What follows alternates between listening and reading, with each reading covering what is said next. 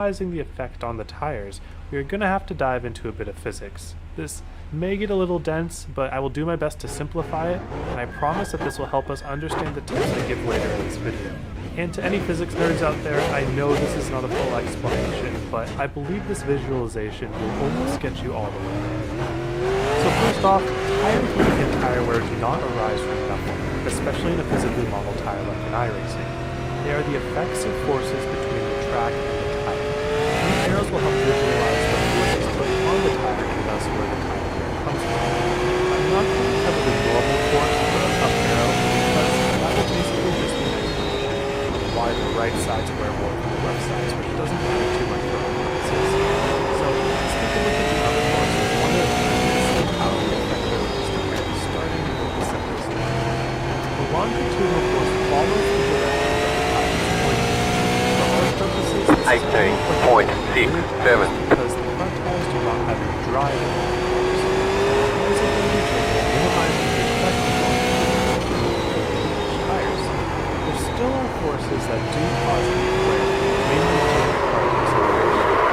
There's not much we can do about that besides going really slow. Think about how much tires wear at Talladega, and that's more or less the effect of the longitudinal forces on the tire. But all of this assumes that the tires are fully engaged with the track, and we know that's not always the case.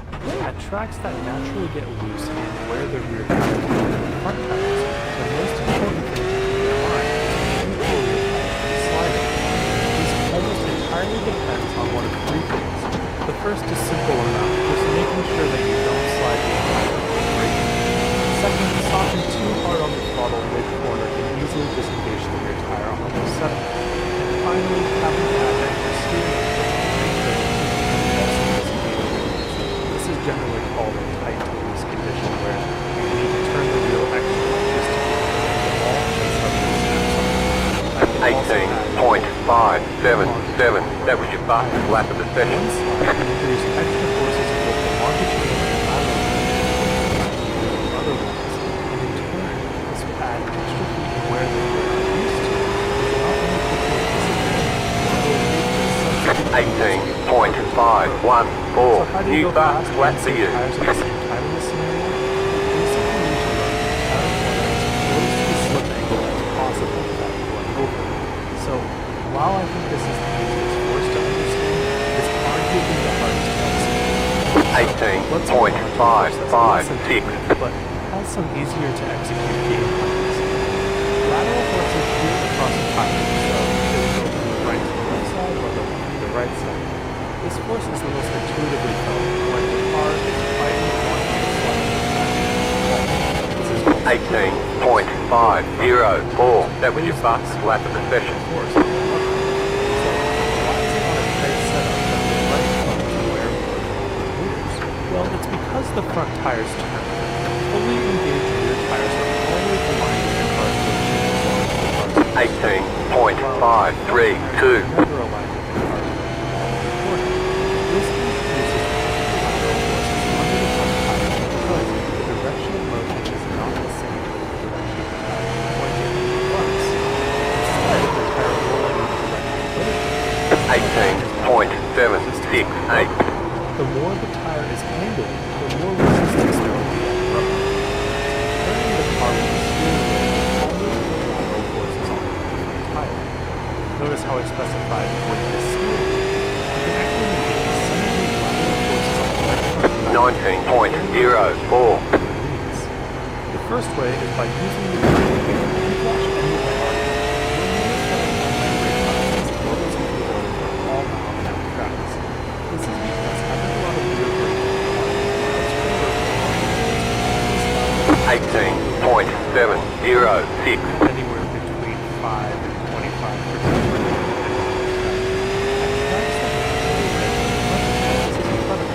And this is only limited to how low you can go on the brake bias and how simple you can do.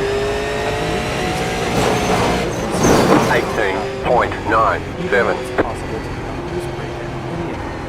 Let me show you an example of architects of how using the brake bias will less steering wheel coming down the throttle early in the corner. Alright, coming up to our first 1-2, I'm going to try to do this without any brake. 19.5 Blade on it, bottom wheel turn, back on.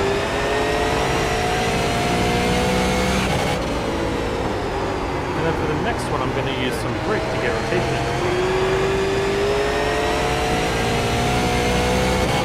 18.663. Took 2 screenshots of the farthest left of the wheel one to notice 2 things. When looking at the orange piece of tape on the wheel, we turned to the left more on the attempt without braking than with braking. But not only that, it happened later in the corner, you can tell by the billboards. So we had a lot of wheel for longer. As opposed to our max amount of wheel came earlier in the corner with the attempt with braking. So not only did we run a tenth of a second faster while using braking, we used less amounts of wheel and for less amounts of time, which all adds up in terms of tire saving. The second way of negating lateral forces is by using the bank in terms of tire saving as long as the car. I have to finish writing this paper. I'm swamped. Just get Grammarly. Why is everyone spiraling over YouTube banning ad blockers? Like, chill guys, just use Pi. It's a free Chrome extension that's actually made by With track That's it, go! This might actually be a net loss in tires because you will have to use up more tires to pass the people that you let pass you in the first couple laps. The worst case scenario is you put